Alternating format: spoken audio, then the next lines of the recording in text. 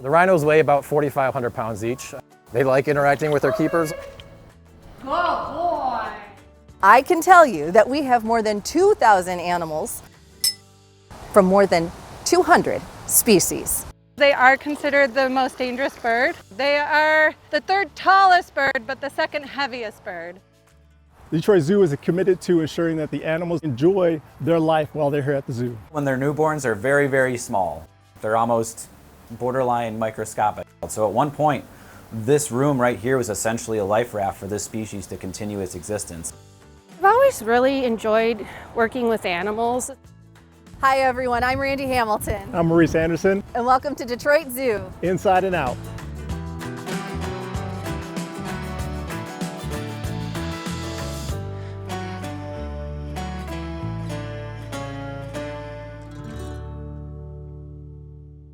I'm the Director of Guest Relations here at the Detroit Zoo. I've been here for 8 years. I am the Chief Experience Officer here at the Detroit Zoo, and I have been here for a little over 11 years. And I work directly with the guest relations team, the events team, the marketing team, getting guests into the zoo and making sure they have a memorable experience here. It is an amazing privilege to be able to create and think and plan and collaborate with teams here to create amazing experiences for the visitors that come to the zoo and the animals who live here. Detroit Zoo wanted to do Inside and Out to give guests some behind the scenes information and insight into the things that we do that make our zoo incredible. We wanted to pull back the curtain and give you a chance to understand not only the care, thought, and science that goes into what makes animals thrive here and at Belle Isle Nature Center, but also the things that our teams do throughout the continents across the world. We are more than just seeing animals here in their habitats. We're about creating connections. Here, life connects so that all people, animals, and the natural world can thrive. For the animals, we are ensuring that they have the naturalistic environments that they need while they're here, that they get specific care from our animal staff, and that they have enrichment to enjoy themselves. It's about the science that goes into their care and the empathy, as well as learning how to adapt for the needs that they have. The habitats at the Detroit Zoo are designed specifically to ensure that the animals have natural choice to do things that they would do out in nature, and so that they can enjoy their spaces however they like. For us, when people walk away having had a connection with nature, with an animal, or with each other, we know we've created a spark or a meaningful moment that will last as a core memory. And for us, that means we are doing our job. At the Detroit Zoo, you're going to see animals from across the globe and be connected to many of their personal stories and what it's like for them in their environments. Our mission for conservation is predicated on action. That's not only the action that we take here at the zoo, but also globally. It's also about inspiring our guests to go out into the world and take action to saving wild places and wildlife. For the Detroit Zoo, conservation also means working with partners across the globe. It could be reintroducing gorillas in the Congo. It could be planting trees in the Peruvian rainforest, or right here in our own state of Michigan, helping reintroduce piping plovers to the beaches of Michigan. So for the environment, we are dedicated to ensuring that we are going out into the world and providing conservation for not only Michigan, but globally. Success at the Detroit Zoo would be ensuring that the animals that call the Detroit Zoo home are thriving in all aspects of their lives. It's ensuring that the guests that come here have a meaningful and exciting experience each time they come and visit us. And it's also educating those that know about the zoo and that experience the zoo to go out and take action for conservation, environment, and biodiversity.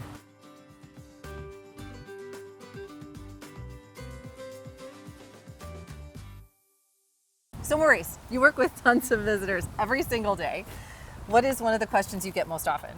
We always get asked how many animals we have and how many species we have. And I always let guests know that we have over 2,000 animals and that we have over 200 species of animals here at the Detroit Zoo. Guests also ask how big our animals are and what's our smallest animal and what's our largest animal. And I let them know that we care for animals all the way down from our partula snail all the way to our largest animals, which is the rhino. Did you know the rhino is the second largest land mammal? I did not know. I know, I didn't learn that until I started working here.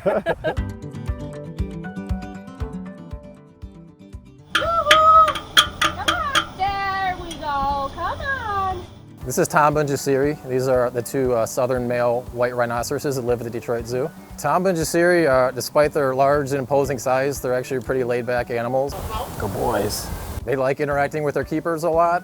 My name is Brian Manfrey. I'm one of the curators of mammals here at the Detroit Zoological Society. I've been working with rhinos for about 18 years. I think the most important fact I want people to know about rhinos is that their horns are made of keratin, which is the same thing that our hair or fingernails are made of. It possesses no medicinal properties whatsoever, and that's a big part of the plight of rhinos in the wild, is illegal poaching due to a misguided belief that their horn possesses medicinal powers. These guys came here about 20 years ago from a couple of different AZA zoos. Tamba and Cassowary are about 5 feet tall at the shoulder, and they are approximately 11 to 12 feet long from the tail to the tip of their nose. The rhinos weigh about 4,500 pounds each. They are the second heaviest land mammal in the world, and they are the heaviest animal we have at the Detroit Zoo. Caring for animals this size can be challenging because there's no way to make them do something they don't want to do. We rely on them a lot for cooperation as we give them good care. So Tamba is a little bit bigger than Cassowary. He has fuzzier ears. His horns are much larger, and Tamba's primary horn, which is the bottom one, is got a little bit of a crack. So that is how you would tell them apart. I think I've been working with the rhinos about 5 years. So in the morning, they get fed their breakfast, so I come in and check them. You want breakfast? The rhinos are separated overnight. They kind of swap, taking turns in the middle stall, which is their favorite stall. So this is just where they spend the night together. So after I feed them breakfast, I start checking the yard and getting that ready for them to go outside for the day. So as you can imagine, being such large animals, they make a lot of poop. The nice thing about rhinos is that they poop in the same spot every day. It's called a midden. So after I'm done picking up the poop, I usually go check their wallow and make sure that's set up nicely. Their wallow is super important to them. Helps keep them cool. It protects their skin from bug bites, from the sun. It takes a lot of work to maintain, because they don't like it too soupy. We do try to provide them with things that they would do in the wild, and this is definitely something they would do in the wild.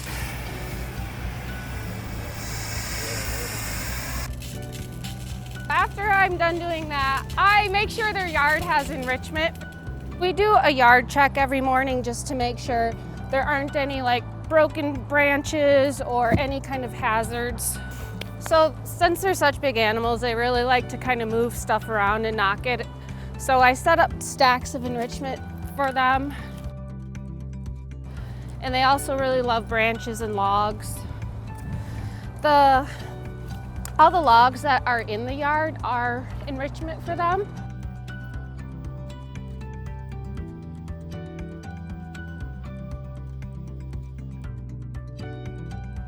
That is definitely their favorite area. That's where landscape will come every year and put a bucket of sand to make it extra soft for their big bodies to lay in. And then it also does provide shade for them. And then they'll lay under there and the rain doesn't get them. Being that they're such large animals, we can't force them to do anything. So they voluntarily will participate in their own medical procedures. So we do a lot of positive reinforcement training with them. Rhino training involves a lot of what we call operant conditioning. It's a lot of positive reinforcement. There's no way to make a rhino do something they don't want to do. They find a lot of interaction with humans to be just as rewarding as a food reward. Audrey just loves attention, don't you? So this is a way to get him to move to different areas. So I could move down there and say target, and then he would come and put his nose to it. He also does a really great open mouth behavior, so we can kind of see what's going on in there. Tamba, open! Open! Good! Open! Good boy. I'm gonna open.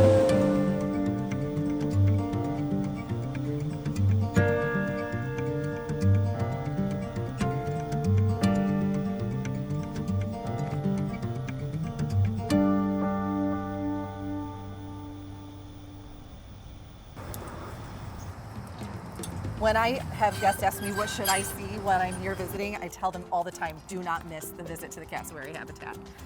Southern cassowary is considered the most dangerous bird in the world. They have a claw on each foot that is about 5 inches. They are considered closely related to dinosaurs.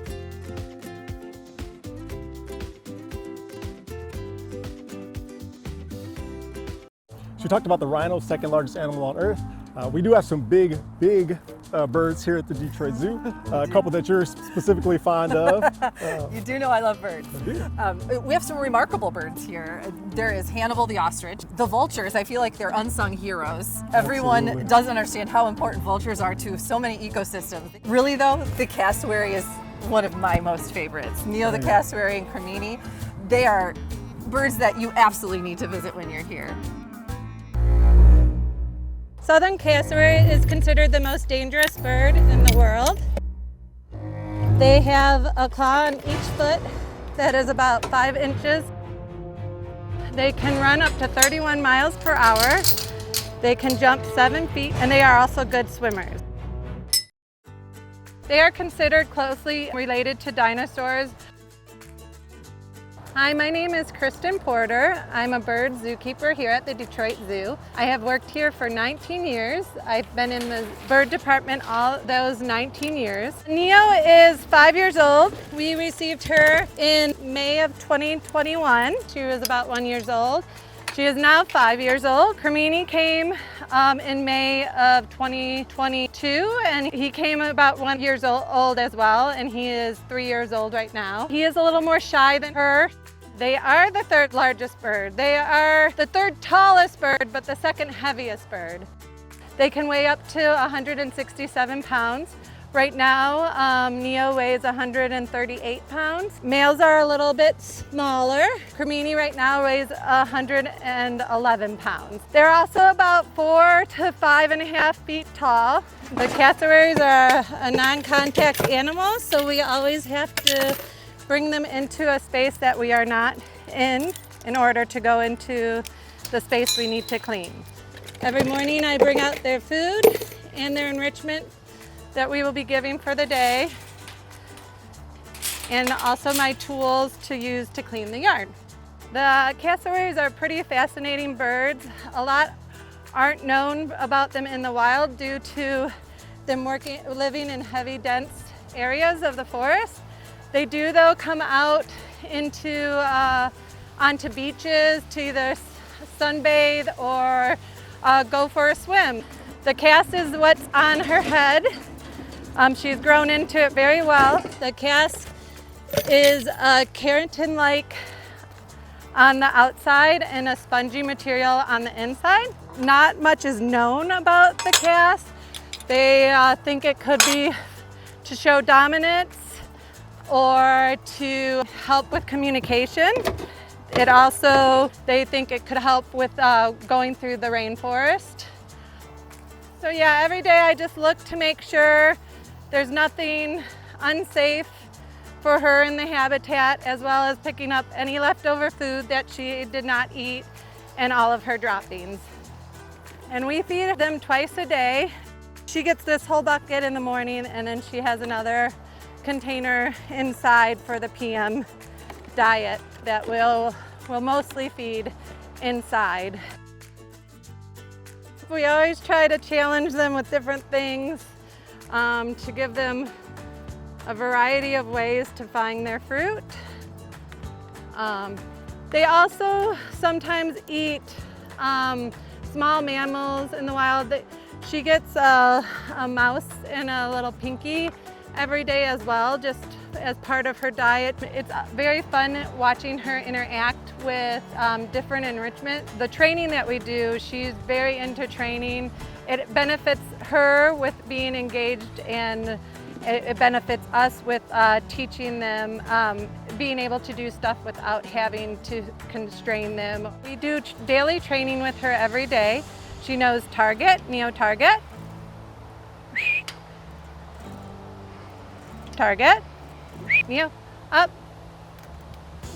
Good girl. But yeah, everybody's able to see her from this side and through the Australian outback. She likes to spend a lot of her time here too. She's very curious about guests, which is surprising for a solitary bird, but she just loves all the interaction that she can get.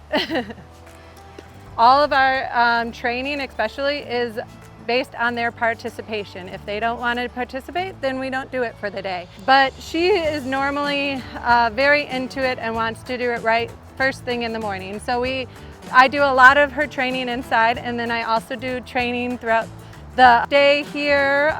We do a lot of our keeper talks at this training wall. So if you come and join us at the zoo, this would be where the keeper talks would usually happen. It's right by the entrance of the Outback.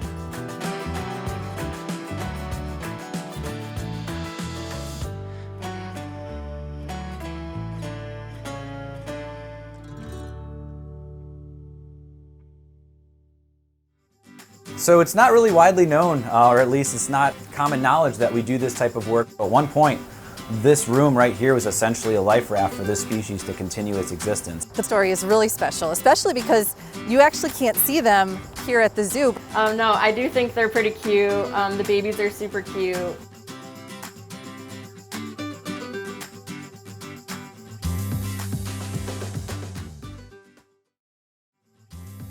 And we have some very tiny animals here at the Detroit Zoo. If you stop by the Ron Kagan Wildlife Interpretive Gallery, you'll see some very small glass wing butterflies that we have. They make a huge impact on our guests.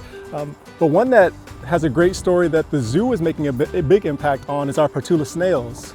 The partula snail story is really special, especially because you actually can't see them here at the zoo. That story is really an incredible way that we've championed conservation with lots of other partners and sister zoo properties across the nation.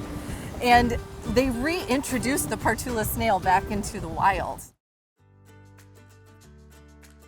It's not really widely known, or at least it's not common knowledge that we do this type of work. The Detroit Zoo has been working with the partula snail since 1989. The partula snail itself is actually listed as extinct in the wild, so it's really important conservation work that we've been doing here for almost 3 decades. At one point, this room right here was essentially a life raft for this species to continue its existence. My name is Mark Vasallo. I am the curator of amphibians at the Detroit Zoo.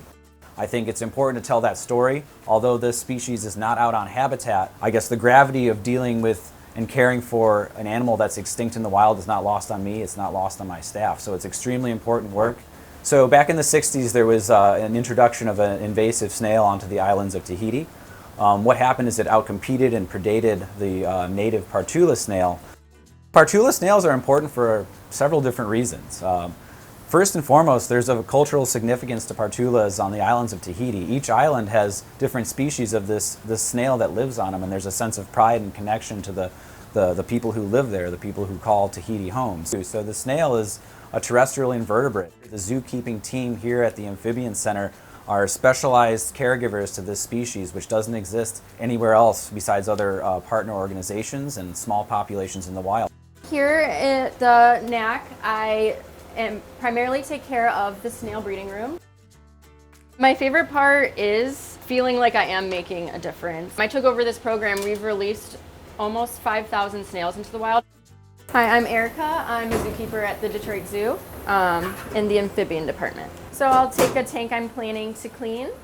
I'll set up the fresh one for the snails. I usually like to make sure they have a clean enclosure. They like it super humid, so we keep the room between 70 and 80% humidity. And then we also try to make sure we keep their paper towel in their tanks moist. So every morning I'll go and mist the tanks I'm not planning to clean, because when I clean, I give them a fresh, wet paper towel as well. We give them a fresh tray of food. So we have like a powdered food that we mix with water to create a nice little paste that I can spread on a tray for them to make it easy for them to eat. I have to count all of the snails every month. Since they are extinct in the wild, it's important to know how many we have in our care at all times. Before our last shipment, we had 8,256 snails in our care.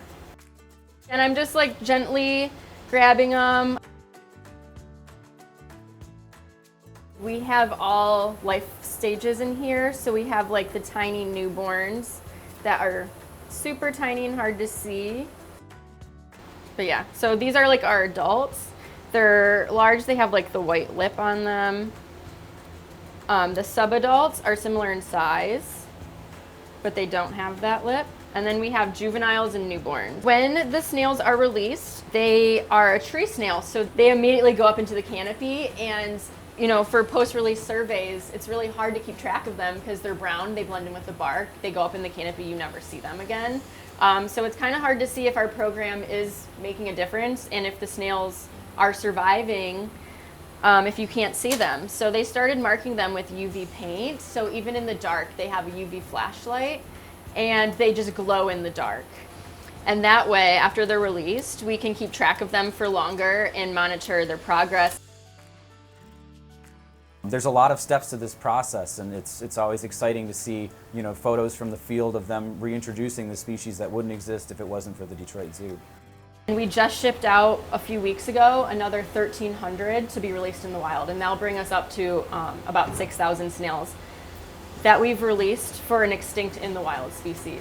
So although these snails are really, really small and maybe they might get overlooked, you know, they're not a Siberian tiger or an African elephant, they're still very, very important, and they play a huge role in our ecosystems. So very small, but very important.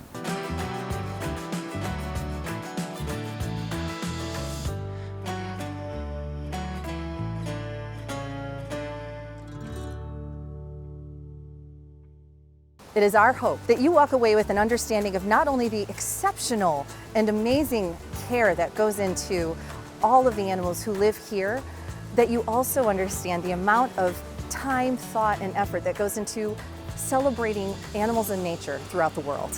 So I know that we both get asked this a lot, but what do you love most about your job? I love that every day is dynamic. I get to work with a ton of guests, a ton of event staff, a ton of individuals that just enjoy coming to the zoo and being here. And then what would you say is your favorite part of the job? There's so many things that I love about my job, but knowing that I have the opportunity every day to work with so many incredible team members and we can work together to make a difference for animals and people, it's very special.